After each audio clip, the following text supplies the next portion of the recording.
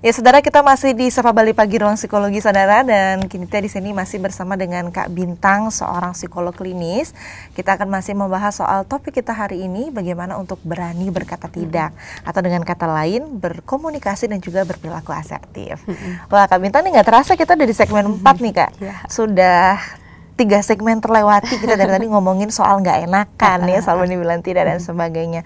Tapi tadi terakhir juga sudah dibahas kalau memang perilaku asertif itu ada baiknya sejak dini sudah kita mulai terapkan ya Kak ya, baik itu untuk anak-anak, mungkin untuk saudara-saudara di rumah yang sudah punya anak, atau mungkin untuk adik-adik remaja juga, supaya nanti ke depannya itu akan berguna juga untuk kehidupan kita, terutama dalam skill negosiasi juga ini masuk banget ya Kak ya. Nah Kak, tapi kayak Nitya nih misalkan nih, ya anggaplah Nitya minta personal nih secara Kak Bintang. Dalam beberapa hal Nitya merasa, oh ternyata aku kurang asertif nih, karena aku nggak enakan ngomong sama orang gitu. Kita butuh tips nih Kak, gimana sih caranya supaya kita bisa mengendalikan rasa nggak enakan itu, untuk kemudian kita bisa lebih jujur dengan orang di sekitar kita, untuk menolak begitu beberapa hal-hal yang kita tidak bisa penuhi. Nah, kurang lebih gimana Kak? Dari pengalaman Kakak sendiri deh kalau sama klien gitu Kak. Jadi lebih ke bagaimana sih caranya untuk bisa menerapkan komunikasi asertif seperti itu ya. Nah, yang pertama, ketika kita ingin menyampaikan pikiran atau perasaan yang kita rasakan kepada orang lain, yang kita anggap, oh kayaknya nih saya kurang sejalan sama lawan bicara saya. Kita sebelumnya itu kayak sebaiknya mengetahui tujuan kita menolak itu seperti apa, atau tujuan kita kayak tidak sama nih dengan orang lain, pikiran dan perasaannya itu bagaimana tujuannya. Terus lihat-lihat juga situasi, atau enggak lihat-lihat porsi mana nih kita harus bisa, kita kan harus bisa melihat porsi saya untuk berbicara tuh sebagai bagiannya sebesar apa sih, kayak gitu. Nanti tidak serta-merta ketika kita sudah melakukan komunikasi atau berperilaku asertif, orang tersebut akan menerima kita. Tidak serta-merta seperti itu. Tapi kan di sini kita mencoba untuk mengungkapkan pikiran dan juga perasaan kita, biar orang lain itu tahu. Setidaknya mereka tahu dulu deh, ini yang sebenarnya dirasakan. Seperti itu. Terus yang kedua itu mungkin dikomunikasikannya itu dengan kayak sabar, terus intonasinya sebaiknya tidak meninggi. Jadi dengan lugas, terus kayak datar tapi tegas. Nah, bagaimana itu tegas itu seperti gimana? Jadi kayak tidak, dalam bahasanya tidak mencela-mencela kayak gitu. Tegas tapi tidak ngegas gitu ya. Tegas tapi tidak ngegas, kan kalau sekarang tuh kayak kamu itu ngegas dibilangnya. Ya sebaiknya nanti perhatikan intonasi suara. Terus kayak bisa jadi ketika kita mengkomunikasikan ketidaksepahaman kita itu pada saat kepala dingin. Kalau pada saat kepala panas itu mungkin nanti akan melibatkan perasaan yang lalu-lalu diungkit nanti kayak gitu. Jadi topiknya itu aja gitu loh. Misalnya kan kalau kita tidak sependapat dengan orang lain, ya udah topiknya itu aja tanpa melibatkan yang personalnya dia, atau tanpa kurangilah subjektivitas. Kita harus melihat dari sudut pandang yang objektif. Nah, kayak gitu. Terus kita harus siap juga menerima kritikan dari orang lain. Jangan kita aja yang mau tidak sependapat dengan mereka. Bisa jadi kan orang tersebut juga memiliki alasan kenapa dia tidak sepaham atau tidak sependapat dengan kita. Kita juga harus terbuka terhadap kritikan tersebut. Kayak gitu. Terus yang terakhir itu adalah ketika kita berperilaku asertif, tingkatkanlah kepercayaan diri. Jadi ketika kita menyampaikan suatu alasan itu, jadi orang kayak dalam artian tersihir, oh iya ya bener juga katanya si Bintang itu kayak gini. Kalau misalnya kita gimana ya, katanya kayak gini, katanya kayak gitu, jadi kan orang nggak yakin juga, tidak yakin dia dengan apa yang kita sampaikan, kayak gitu. Nah, jadi ketika kita menyampaikan sebuah pendapat atau pikiran kita yang tadi itu, sebaiknya tegas, kayak terus lugas, tapi tidak ngegas. Jadi harus perhatikan intonasi suara, perhatikan pada saat kapan kita harus seperti itu, dan lawan bicara kita juga perhatikan.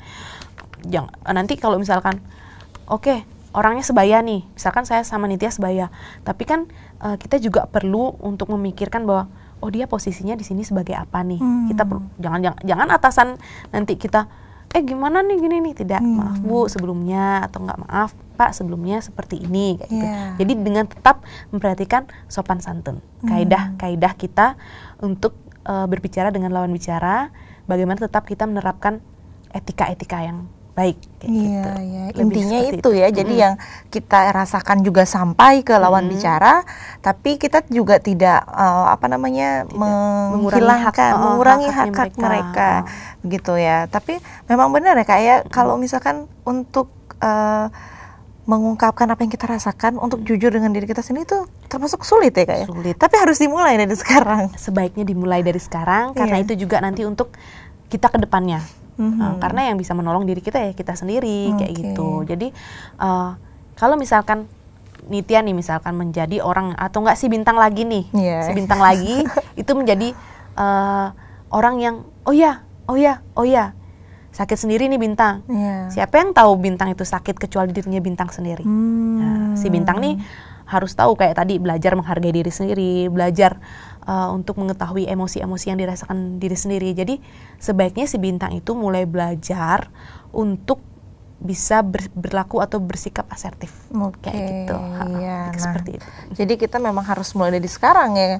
Kita harus tahu gitu sampai di mana batasan-batasan kita, dan kita harus bisa mengkomunikasikannya. Meskipun itu susah ya Kak Bintang ya. Tapi tadi juga sempat dibahas di segmen 3 kalau memang kita sejak dini juga sudah boleh menerapkan atau memberitahu kepada anak-anak begitu ya, untuk sejak dini berperilaku yang asertif gitu, atau suportif dengan diri sendiri. Nah, itu untuk orang tua gimana nih tipsnya Kak untuk menjadikan perilaku asertif ini sebagai bagian dari parentingnya?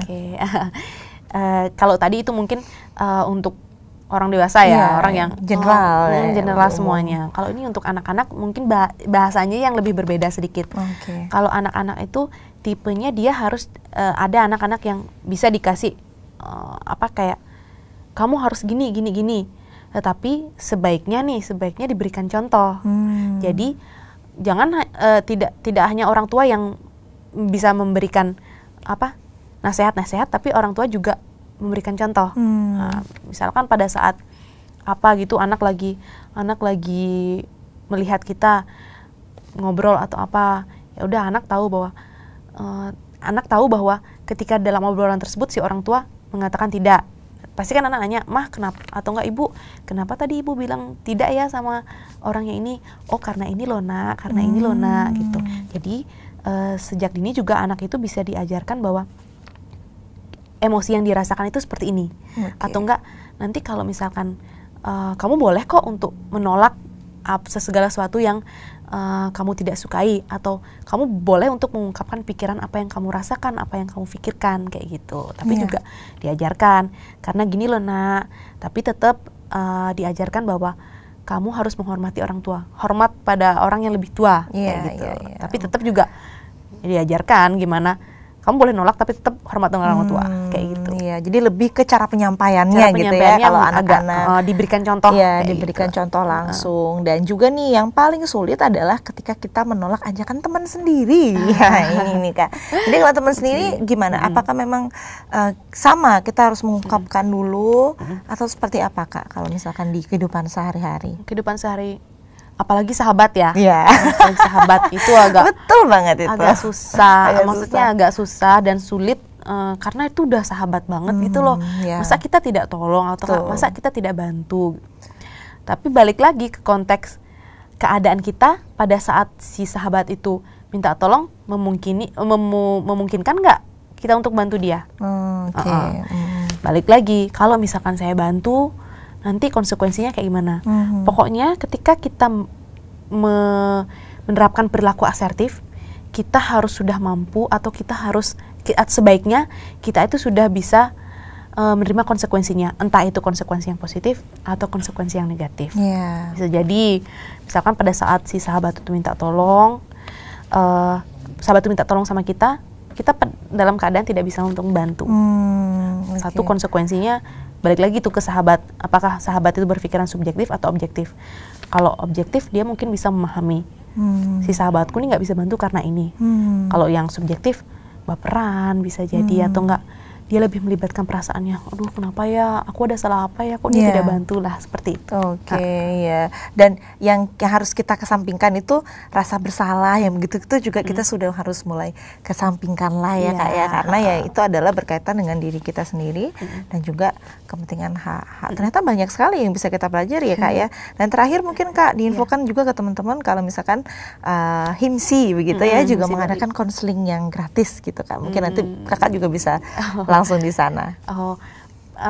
Kalau misalkan konseling seperti itu dalam acara-acara tertentu aja kita ada hal seperti itu ya kayaknya yang setahu saya. Cuma ketika teman-teman atau siapapun mungkin yang membutuhkan layanan profesional, HIMSI itu ada layanan yang siap membantu. Kayak gitu. Nomor di bawah ini ya. Karena memang HIMSI layanan sejiwa itu ya Kak ya, terutama di masa pandemi COVID-19 ini juga menyediakan layanan konseling. Jadi misalkan teman-teman yang ada masalah berhubungan dengan perilaku asertif juga mungkin yang sudah tidak bisa dikontrol, mungkin bisa langsung ke HIMSI. Siapa tahu ketemu langsung dengan Kak Bintang gitu kurang lebih ya Kak ya. Wah, sudah banyak banget ternyata kita sharing hari ini. Kak Bintang terima kasih banyak atas informasinya. Mudah-mudahan karena hari ini di luar sana saudara-saudara di rumah yang selama ini terjebak dengan polemik tidak bisa berkata tidak, jadi lebih terjawab dengan menyaksikan dialog kita hari ini. Terima kasih banyak Kak Bintang, sukses selalu, semoga sehat selalu dan next kita bisa sharing-sharing lagi di sini. Ya saudara, itu dia tadi ya perbincangan Nitya dengan narasumber kita hari ini, itu ada Kak Bintang, seorang psikolog klinis. Dan hari ini kita sudah selesai membahas topik kita bagaimana untuk berani berkata tidak dan juga menerapkan komunikasi serta berperilaku yang asertif. Dan kita juga ingin mengingatkan kepada seluruh saudara di rumah, apabila saudara ingin menyaksikan kembali sayaran Sapa Bali Pagi Ruang Psikologi dengan topik-topik dan tema-tema kita yang lain, bisa langsung mengunjungi channel YouTube kami di Kompas TV Dewata, Sapa Bali Pagi Ruang Psikologi, dan di sana ada banyak sekali tema-tema psikologis lain yang sudah kita pernah bahas. Dan kita juga ingin mengingatkan jangan lupa untuk follow Instagram kami di Kompas TV Dewata, @Facebook kami di Kompas TV Dewata, dan juga jangan lupa untuk like dan juga subscribe tayangan kami di channel YouTube Kompas TV Dewata. Nitya mewakili setiap kru yang bertugas mengucapkan terima kasih atas perhatian dan juga kebersamaan Anda. Selamat pagi, selamat beraktivitas, dan jangan lupa untuk selalu terapkan pola hidup sehat dan juga patuhi serta laksanakan protokol kesehatan. Om Santi Santi Santi Om.